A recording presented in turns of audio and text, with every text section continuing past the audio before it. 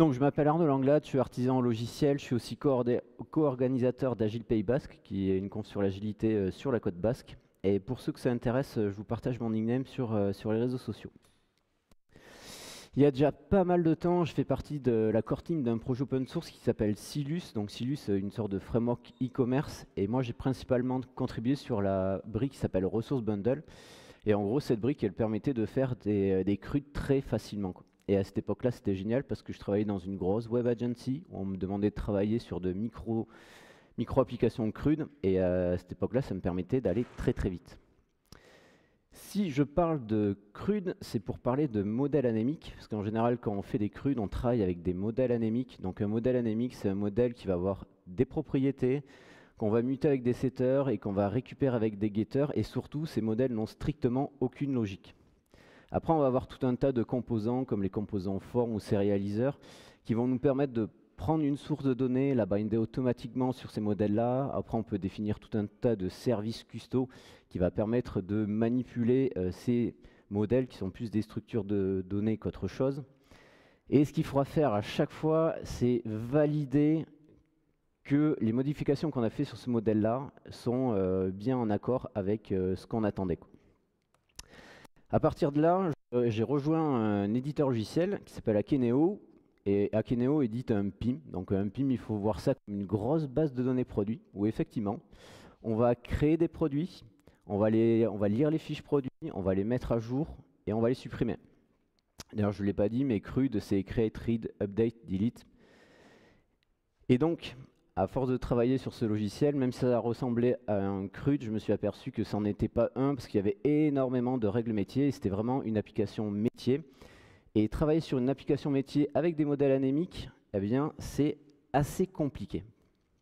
Tout simplement parce que les modèles anémiques ont leurs limites. C'est très compliqué de décrire des problématiques business juste en décrivant une structure.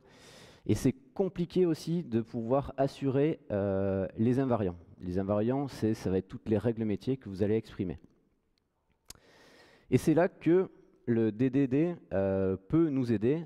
Certains patterns du DDD tactique, alors le DDD c'est un énorme truc, là on va juste voir une toute petite chose qui va nous permettre de pouvoir créer ce qu'on appelle les modèles riches, et ça on va se servir des patterns comme les entités, les value objects et les agrégats. Ce qu'il ne faut pas oublier, c'est que dans DDD, le premier D, c'est domaine. Donc s'amuser à essayer d'appliquer ces choses-là sur une application qui n'a strictement aucune logique métier, ça ne va pas spécialement vous aider, et ça va peut-être ajouter de la complexité qui ne sera pas nécessaire. Et vu qu'on parle de métier, ici, le domaine qu'on va traiter, c'est la cartographie. Donc je vous rassure, on va faire des trucs assez simples. Il y aura quelques exemples de code où, en gros, on va faire une map sur laquelle on va mettre des marqueurs. Donc on va commencer par parler des value objects et des entités. Donc la grosse différence entre les deux choses, c'est qu'une entité va être identifiable, tandis que le value object ne le sera pas. L'exemple qu'on prend souvent pour décrire ces deux concepts, c'est un billet de banque. Si j'emprunte 10 € à quelqu'un, il va s'attendre à ce que je lui rende un moment son billet de 10 €. Et lui, ce qui l'intéresse, c'est pas récupérer le même billet de 10 €, mais c'est récupérer n'importe quel billet de 10 € parce que c'est la somme qui va intéresser cette personne. Et dans ce cas-là, le billet de banque est un value object. Tandis que si on se place du côté du système bancaire, à chaque fois que la banque centrale émet un billet de 10 €, elle va lui attribuer un numéro. C'est-à-dire que pour la banque centrale, tous les billets de 10 € sont différents. Et ici, le billet, c'est une entité. En gros, une entité, ça va être un modèle riche. Ça va nous permettre de pouvoir garantir tous les invariants. Il va être orienté comportement. Ça ne va pas être juste une structure de données. Et forcément, il sera identifiable. Le value object, lui, on va plutôt s'en servir pour décrire les propriétés des entités. On ne pourra pas le construire dans un état instable. Il va être immutable. Et ça sera bien évidemment aussi un objet qui exposera du comportement. Les agrégats dans tout ça, en fait, ça va être une grappe d'objets qui va représenter un concept métier. Et on va se servir des entités et des value objects pour la créer. Donc si on repart sur notre petite application où on veut créer des maps, on va se focaliser sur l'agrégat map. Et on peut voir ici que l'agrégat map va être constitué de 3 entités. Typiquement, la map, j'ai besoin qu'elle soit identifiable. Si je veux exécuter des actions dessus, il faut que je sois en capacité de la récupérer. Pareil pour les médias et les marqueurs. Un marqueur, ben, je peux modifier ses propriétés, je peux bouger le marqueur, je peux le supprimer. Un média, je peux aussi supprimer un média, l'associer à un marqueur, etc. Et donc ces trois choses en fait ont besoin d'être identifiables parce que je vais vouloir exécuter des actions dessus et le récupérer. Par exemple, côté VO, on pourrait représenter la localisation d'un marqueur grâce à un VO, tout simplement parce que je veux garantir que quand je crée une localisation, si je veux l'exprimer en, je crois que c'est les degrés décimaux, que la latitude soit entre moins 90 plus 90, ou la longitude entre moins 180 et plus 180. Une chose aussi qui est importante, c'est la notion d'aggregate root, c'est-à-dire qu'un agrégat aura toujours une racine, et ça va être le point d'entrée pour manipuler l'agrégat. Et ça, en fait, ça va nous permettre de pouvoir garantir les invariants, toutes les règles métiers, et faire en sorte que les données de mon agrégat soient cohérentes. Avant de travailler avec des agrégats, en fait, j'ai commencé par utiliser mon petit ORM préféré, suivre sa petite documentation qui me disait qu'on pouvait faire tout un ensemble d'entités, qu'on pouvait les lier par référence. Et bon, là, ici, dans le cadre de cette petite application, ça reste simple. Mais plus une application grossit, et plus on peut se retrouver avec un graphe énorme, et donc du coup un énorme problème à gérer. Quand on réfléchit en agrégat, on va justement découper ce graphe énorme d'objets en plus petites choses, qui sont des agrégats, et on va le découper d'un point de vue métier. Idéalement, on va les lier par idée, c'est-à-dire qu'on n'aura pas de référence entre les agrégats, et on pourra découpler les agrégats les uns des autres. Une notion qui est hyper importante sur les agrégats aussi, c'est le côté transactionnel, c'est-à-dire que quand vous avez un agrégat qui a plusieurs entités, quand vous persisterez les changes sur un agrégat, en fait, vous rappellerez ça dans une transaction qui permettra de garantir qu'au moment où on persiste les données, toutes les données sont bien persistées. Si par exemple une entité ne peut pas être persistée comme les médias sur la map, eh bien on rollback les changes pour garantir que les données qu'on persiste soient vraiment cohérentes. Quand on travaille avec des modèles riches, ce qui est bien, c'est qu'on ne va plus avoir besoin de getter ou de setter. Quand on a un modèle anémique, tout simplement, ce qu'on a, c'est plus ou moins seulement un state, une structure de données, mais quand on veut faire vraiment de l'objet, en fait, on va avoir un state qu'on va encapsuler quand on va construire l'objet, et on va interagir via des méthodes publiques, l'API publique de vos objets, pour manipuler ce state-là. Donc on ne va plus avoir besoin de setter pour construire nos objets, mais on va tout simplement utiliser les constructeurs de nos objets. Un constructeur primaire qui va permettre de pouvoir mettre l'objet dans n'importe quel état, et après on pourra définir tout un ensemble de constructeurs secondaires qui permettra de construire les objets suivant les use cases. On ne va plus avoir besoin des setters aussi pour justement muter notre structure de données, mais on va avoir des méthodes qui vont être inspirées du métier, du comportement, de ce que vous voulez représenter. Et ici, si on prend la méthode addMarker, qui ajoute un marqueur sur la map, au lieu de se poser la question de quel setter je dois appeler pour ce use case-là, en fait, ma méthode va s'occuper d'appliquer tous les changements. Ici, forcément, ajouter le marqueur à la collection de marqueurs, mais aussi recalculer le viewport. Le viewport, en gros, ça va être le fait de calculer le rectangle dans lequel va se trouver tous les marqueurs de ma map. Donc là, l'avantage, c'est que j'appelle une méthode, tous les changements sont faits. Avec des modèles riches aussi, et quand on n'utilise pas de getter, ça va nous permettre de ne pas casser l'encapsulation. L'encapsulation, c'est le fait de garder l'état de mon objet privé pour éviter de révéler tous les détails d'implémentation de mon objet. Et quand on casse l'encapsulation, qu'est-ce qu'on fait? On définit tout un tas de getters qui va directement accéder aux propriétés. Et ça, le problème, c'est que ça casse le principe tel dont task. Ce principe, en gros, il dit qu'au lieu de demander de l'information à un objet pour faire quelque chose à côté, vaut mieux demander à l'objet de faire quelque chose pour nous.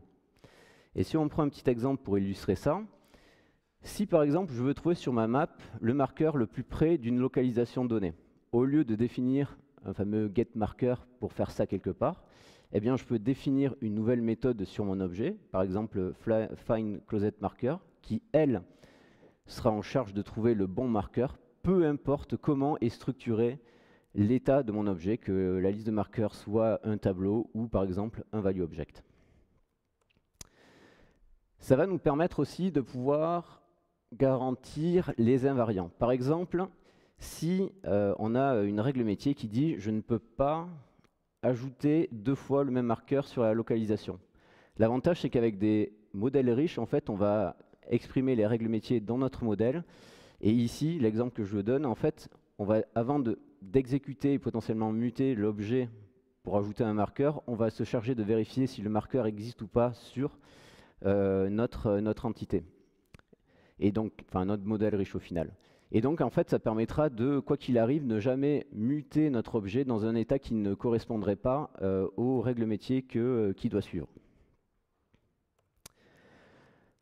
Un autre problème avec les modèles anémiques aussi, c'est qu'on ne sait pas ce qui se passe réellement dans notre application. Parce que quand on travaille avec un modèle anémique, on a tout un tas d'outils maintenant qui sont hyper performants, qui peuvent prendre, comme un composant forme ou un sérialiseur, une source de données et le binder automatiquement sur une structure de données.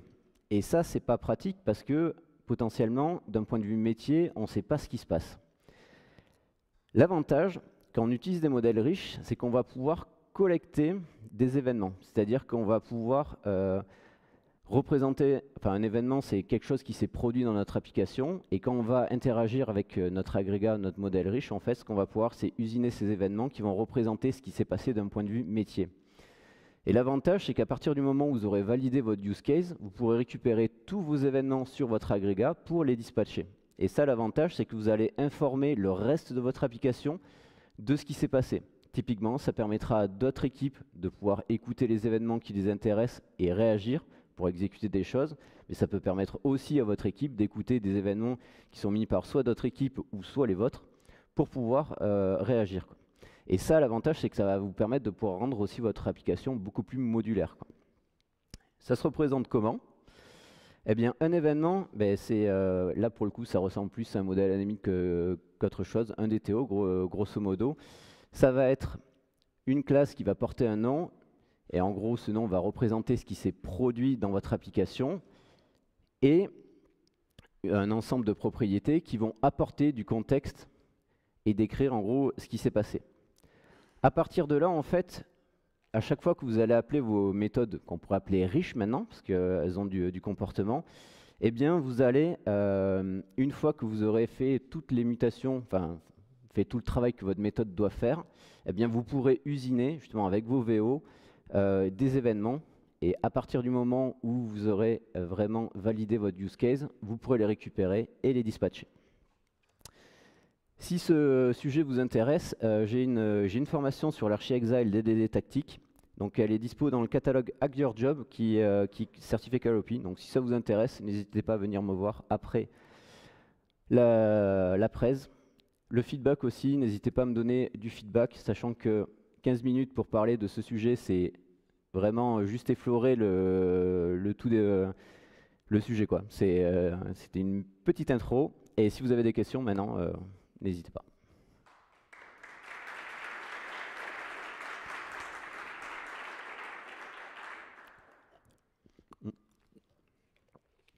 Oui.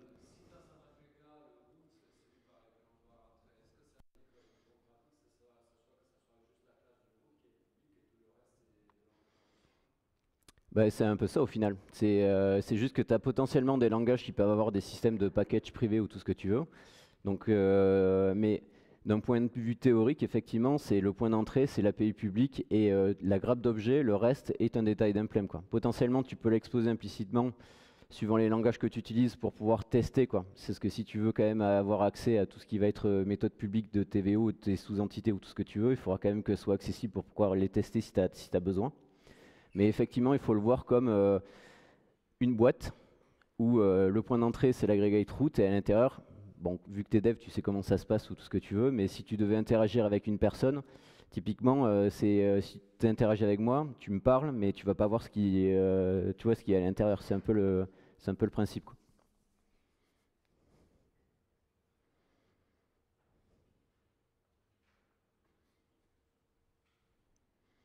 Je pense qu'on est bon. Merci.